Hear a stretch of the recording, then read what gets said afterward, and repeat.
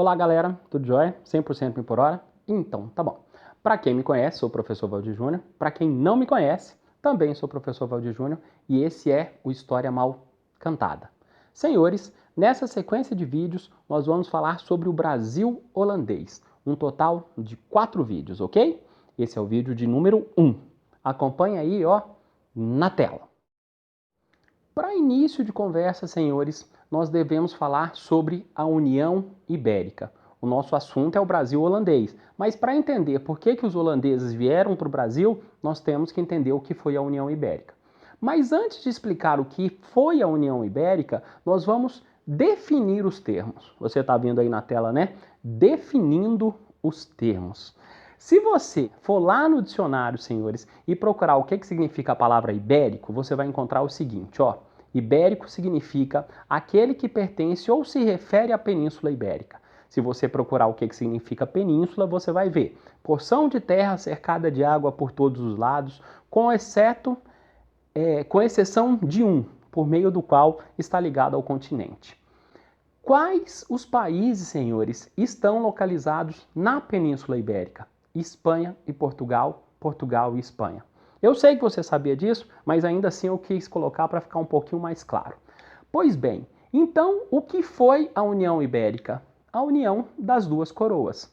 Portugal e Espanha, Espanha e Portugal passaram a ser uma única coisa. O rei da Espanha passou a ser o rei de Portugal.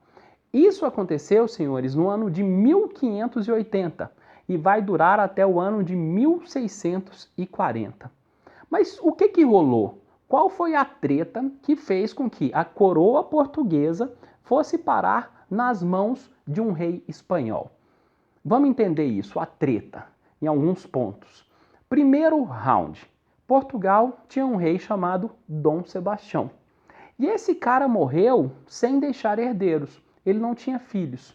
E como é que esse cara morreu? Ele morreu em combate, na luta entre cristãos e mouros, entre cristãos e muçulmanos, na luta contra os árabes. Que eu já mencionei essa luta aqui em outros vídeos, né? Uma luta que durou muito tempo. E aí então, esse rei vai lutar contra os mouros, contra os árabes, lá em Marrocos, e o seu corpo simplesmente nunca foi encontrado. Ele desapareceu. E aí, diante disso, como o corpo dele nunca foi encontrado, criou-se uma espécie de religião, um negocinho chamado de sebastianismo, onde os portugueses acreditavam que um dia esse rei vai voltar para salvar os portugueses do domínio espanhol. Isso significa, senhores, que os portugueses não estavam satisfeitos com o domínio espanhol, porque se eles estivessem satisfeitos, eles não tinham interesse que o rei voltasse para poder salvá-los, não é verdade? Então tá. Mas o que interessa pra gente, galerinha, é que esse rei morreu sem deixar herdeiros. E quando isso acontece, você tem que procurar um herdeiro. Você tem que procurar quem tem direito ao trono. E encontrar um cidadãozinho chamado Dom Henrique, que era o parente mais próximo do rei falecido. Só que como você está vendo destacado aí na tela, esse Dom Henrique era um cardeal, já era um senhor e era um cardeal. E como cardeal, como religioso, ele tinha feito um voto de castidade. Ele não podia ter filhos. Então, esse cara também morreu sem deixar herdeiros.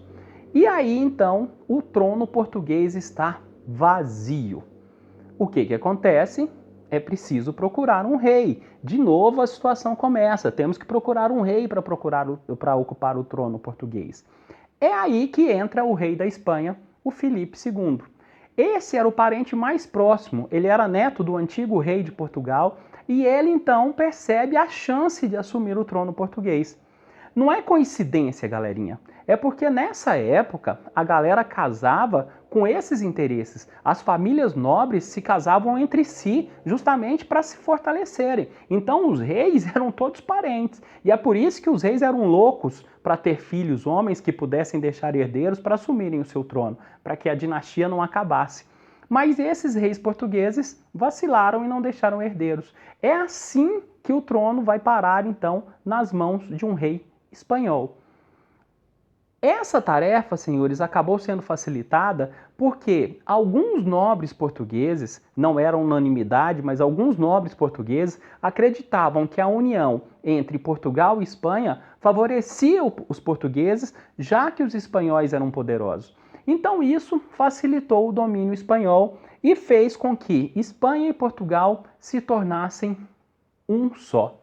Consequência disso, senhores, tudo que era de Portugal passou a pertencer à Espanha. Em outros vídeos eu falei aqui com vocês sobre o Tratado de Tordesilhas, que dividiu o mundo entre portugueses e espanhóis. Agora não tem mais sentido nenhum esse tratado, porque é tudo espanhol. Tudo pertence à Espanha. Massa! Mas o que é que isso tem a ver com a Holanda? Nós estamos falando sobre o Brasil holandês. Acontece que a Holanda era inimiga dos espanhóis. Olha que treta massa. A Holanda era inimiga dos espanhóis. E era inimiga por quê? Porque a Holanda tinha acabado de se proclamar independente. O rei da Espanha mandava na Holanda. E a Holanda falou, ó, não, aqui você não manda mais não. E assim, então, esses holandeses travam um duelo contra os espanhóis que não aceitam a sua independência. Uma luta que dura 80 anos. E o Brasil? Onde é que o Brasil entra nessa história?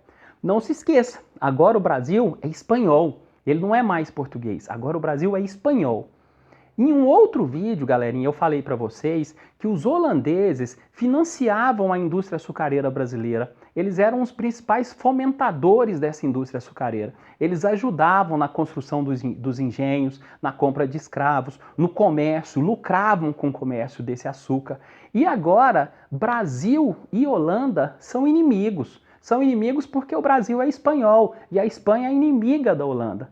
Consequência disso, os espanhóis fecham os portos para os holandeses. Eles falam assim, ó, quer saber? Vocês querem ser independentes, mas não vai ser tão fácil assim.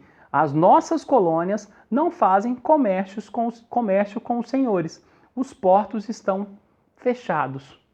Consequência disso, os holandeses pensam assim, ah, quer saber? Massa, então nós vamos invadir a sua praia. É assim que os holandeses decidem vir para o Brasil e ocupar o litoral brasileiro, o Nordeste brasileiro. Não só o Nordeste brasileiro, eles têm interesse também no tráfico de escravos, que também gerava grandes lucros para a Espanha. E aí os holandeses, então, entram na briga de forma definitiva contra os espanhóis, tanto na questão do tráfico de escravos, quanto na questão do açúcar brasileiro. É por isso que esses holandeses decidem vir para o Brasil, ok? No próximo vídeo, nós vamos falar sobre a primeira invasão holandesa. Por hoje é só, espero que vocês tenham compreendido.